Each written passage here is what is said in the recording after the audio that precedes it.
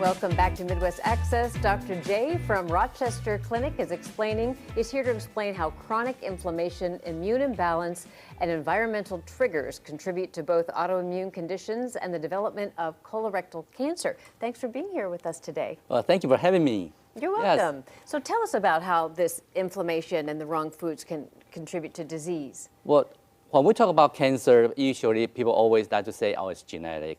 But among all the cancers, only 5 to 10% are really hereditary. The rest is really from our environment or our lifestyle. For example, the cancer something happened to our DNA, our template.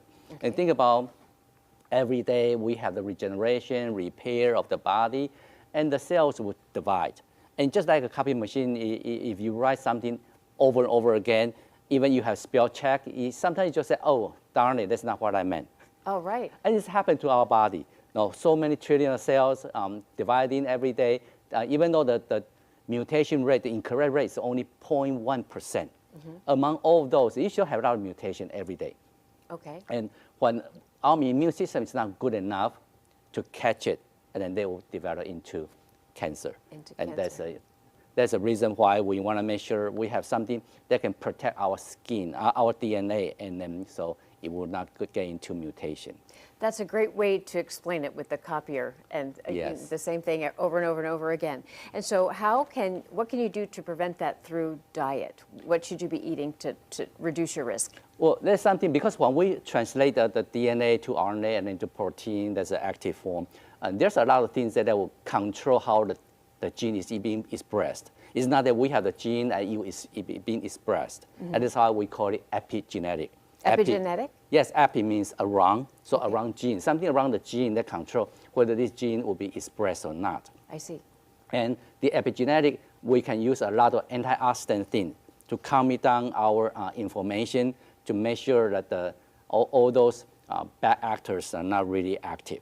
So it's pretty much like, we want to make sure the DNA is stable, and then we have the good support genes, factors to support our genes. Okay. And inflammation is the one that would cause the hyperactivity of a lot of genes. I see. So inflammation, in this sense, is bad. Right. And chronic. And can increase your risk. Right. So, what are some tips as to how you could try to reduce that? And is it mostly foods, exercise, all of the above?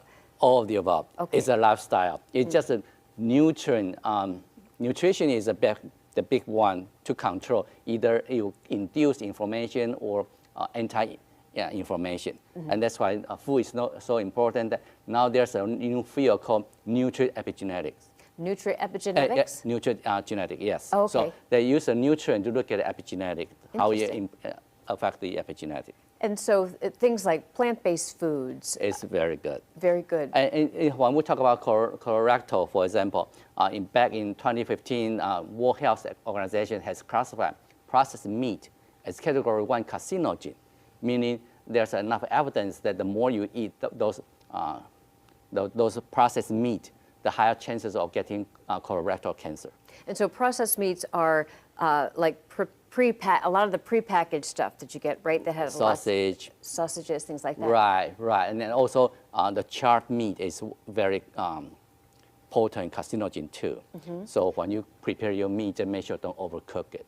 Oh, okay. So question, if you eat the processed meats, yet you choose other good foods, does it counteract that, or should you really try to cut it out? Well, in theory, of course it would, but it's better that you don't put yourself at a risk to begin with.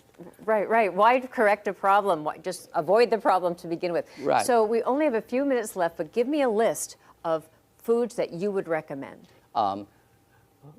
Dark leafy greens, berries, seeds, nuts and seeds. Those are very good. Pomegranate, like that. Blueberries is the number one, that anti-inflammatory turmeric every day. Put some spice over in your food every day, like that. It's so good. Yeah, and blueberries are so yummy. Yeah. And after the break, May from Rochester Clinic is going to be showing us how to cook some of these foods that will help decrease inflammation with some practical recipes to keep our bodies healthy that are really, really yummy. Our time always goes way too fast, Dr. Yes. James. Thanks for being here. You're very welcome. Thank you. Yes.